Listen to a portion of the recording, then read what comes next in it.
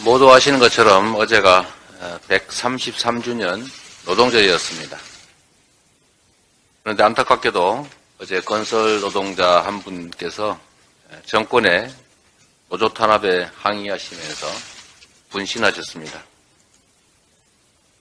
참으로 안타까운 일입니다. 온 마음을 다해서 퇴유하시기를 빕니다.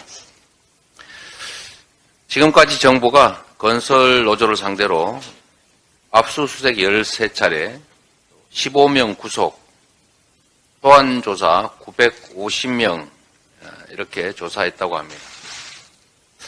대통령 가족이 연루된 주가 조작이나 또는 대통령에 가까운 사람이 개입된 50억 클럽에 대해서는 눈 가리고 아웅식의 수사만 하는 정권이 힘없는 노동자들을 탄압하는 데는 수단 방법을 가리지 않고 있습니다. 윤석열 정권의 무도한 행태에 참으로 분노를 금할 수 없습니다. 대한민국의 노동 현실이 전태일 열사가 분신한 53년 전으로 퇴행한 것 같습니다. 노동자를 죽음으로 내모는 노조 탄압을 즉각 중단할 것을 촉구합니다. 노동시장의 이중구조는 우리 사회의 핵심 문제 중에 하나입니다.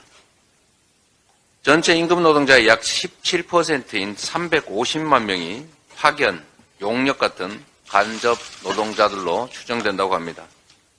이분들은 임금과 고용 안정성 등에 있어서 매우 불합리한 차별에 직면해 있습니다.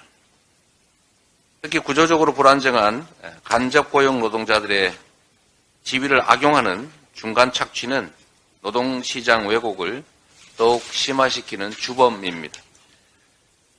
현행법에서는 파견 수수료에 대한 규제가 없습니다.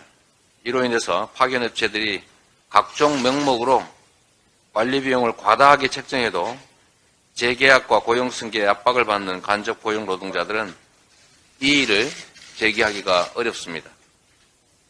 이 때문에 원청이 임금을 인상해도 상당수가 중간 착취되는 경우가 허다합니다. 이런 노동자들이하고 그 대가는 파견 업체들이 챙기는 이런 잘못된 구조를 방치하는 한 노동시장 이중 구조 해소는 요원합니다. 특히 동일노동, 동일임금이라고 하는 이 헌법상의 원칙이 전혀 지켜지지 않고 있습니다. 같은 사업장에서 같은 시간에 같은 일을 하고 같은 성과를 내도 비정규직이라는 이유로 임금의 차별을 받습니다. 사실 고용 안정성이라고 하는 것도 노동 조건 중에 매우 중요한 부분을 차지하는데 고용 안정성이 없다는 이유로 더 낮은 임금을 지급하는 것은 이중차별입니다. 대다수 해외 선진국들의 사례를 보면 똑같은 일을 정규직이 아니라 비정규직이 할 경우에는 더 많은 보수를 지급합니다. 그게 실질적으로 형평성에 맞고 더 합리적이기 때문입니다. 사용자 입장에서도 고용 유연성이라고 하는 건 또 다른 이익이기 때문에 노동자들의 고용 불안정성을 활용해서 노동 유연성을 이용해서 더 많은 이익을 취하기 때문에 더 많은 대가를 지급하는 게 너무나 당연합니다. 그런데 이런 것들이 전혀 지키지 않을 뿐만 아니라 비정규직이라고 하는 고용 안정성이 없다는 이유로 더 불리한 처우를 하는 것은 결코 온당치가 않다. 합리적이지도 않고 공정하지도 않다는 말씀을 다시 한번 드립니다. 우리 민주당은 올해 상반기 중에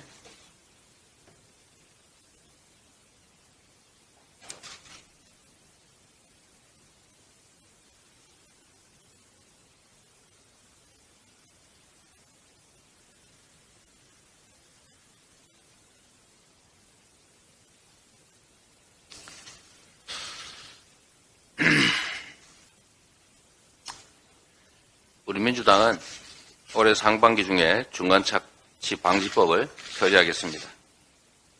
근로계약서의 파견 수수료 명시, 간접고용 노동자 고용 안정성 강화 등의 제도적 장치를 관련법에 명시하겠습니다. 정부 역시 시대착오적인 노동계약을 중단해야 합니다. 또 69시간 노동, 파견업종과 파견기간 확대 구상 같은 노동자들을 갈아넣어서 기업의 배를 불리겠다는 시대착오적 발상을 중단하기를 바랍니다. 민주당은 정권의 노동투쟁을 반드시 저지하겠습니다. 모든 땀이 공정하게 대접받는 노동존중사회를 실현하겠다는 약속을 드립니다.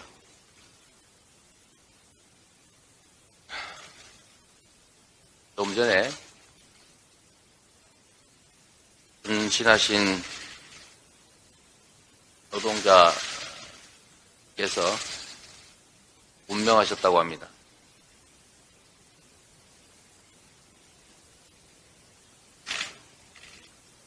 괜찮으시면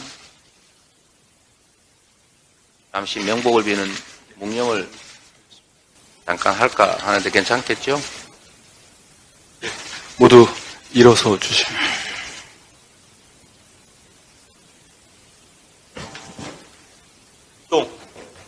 묵념.